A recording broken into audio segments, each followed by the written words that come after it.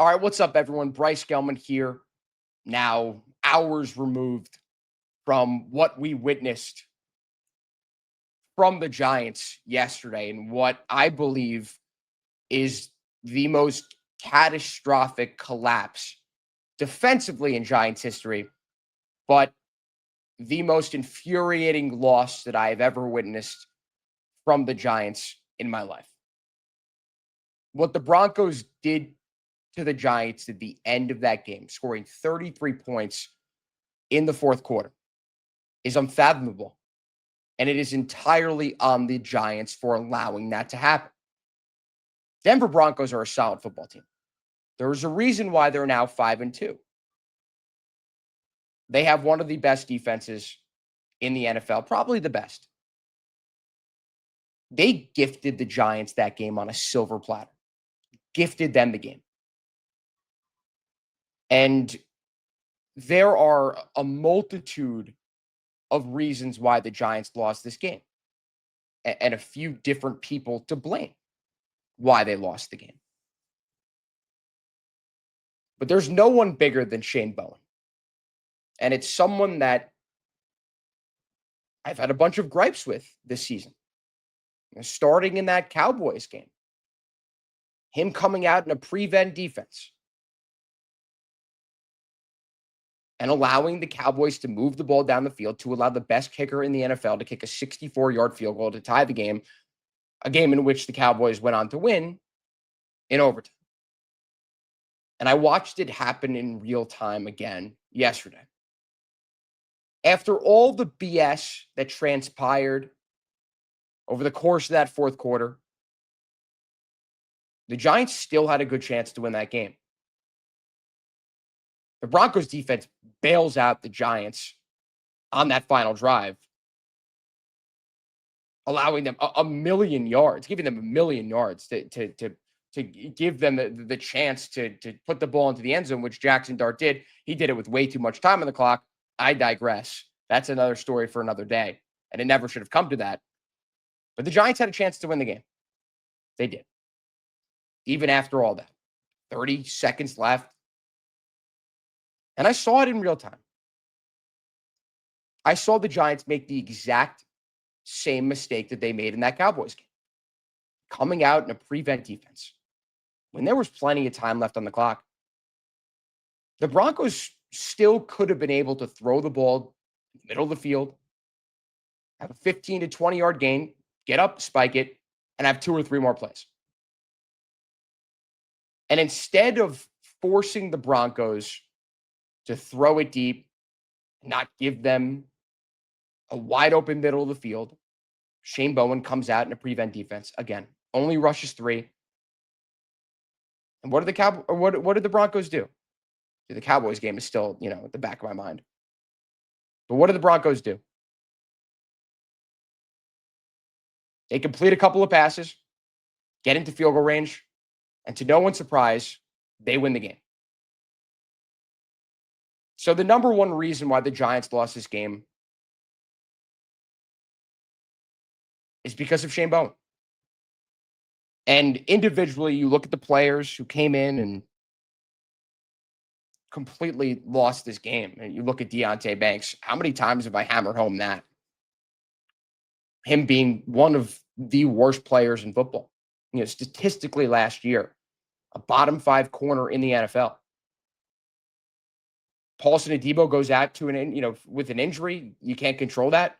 Deonte Banks comes in, and the Broncos proceed to score 33 points in the fourth quarter. The fact that Deonte Banks is still employed by the Giants is Joe Shane's fault. The fact that the Giants still don't employ a kicker who can make extra points is on Joe Shane. It's on the coaching staff. These are all preventable mistakes. And there was a realistic argument to be made that the Giants could be 5-2 right now instead of 2-5. Jackson Dart played his ass off yesterday. Besides the terrible interception that he had in the fourth quarter, which gifted the Broncos the game, essentially. And even then, they had a few chances to win. The Giants did. But he's a rookie. And after the game that he played, if he does that, it is what it is. It is. It's just something to learn from. But as the defensive coordinator of an NFL team, that means that you've had years and years of experience on coaching staffs in different cities for different teams to get to this point. And yet, in big spots, you still continue to make the exact same mistakes. Now, I always love to tie this. I don't love to do it, but I tie this into the Yankees all the time. Year in and year out, I've been doing it since high school. The definition of insanity is doing the same thing over and over again and expecting different results. The Giants subscribe to the same belief the Yankees do. And yesterday it was on full display. And the Giants lost a game yet again that they should have won. And it is beyond me that Shane Bowen at this point, at the time of this recording on Monday afternoon, is still employed by the Giants. Something's got to give. Something has to change. Because as of right now, yeah, the Giants may have drafted their quarterback of the future. They are still a joke of an organization until they are able to patch up these silly mistakes, these self-inflicted wounds that have plagued this franchise for over 10 years now. What happened yesterday was inexcusable. It can't happen going forward. But I don't think any of us can reasonably sit here and tell you that things won't stay the same. Because they've given us no reason to believe that things will. So I just wanted to get my quick thoughts out on this. You can check out One Giant Step with Sean Morash if you want the more raw reaction. I also did a live stream yesterday. Immediately following that, did One Giant Step after that. A lot of emotions came out. Very frustrated. Again,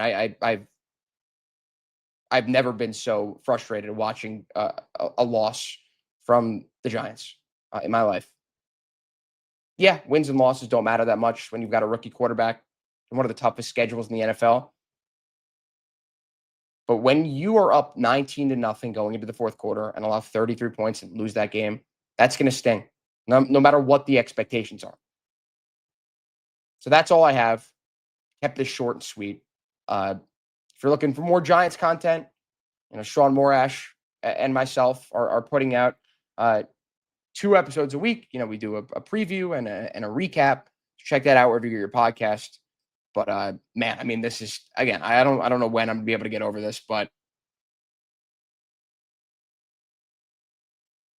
I don't know. It's very difficult, and good thing the Knicks start up on Wednesday.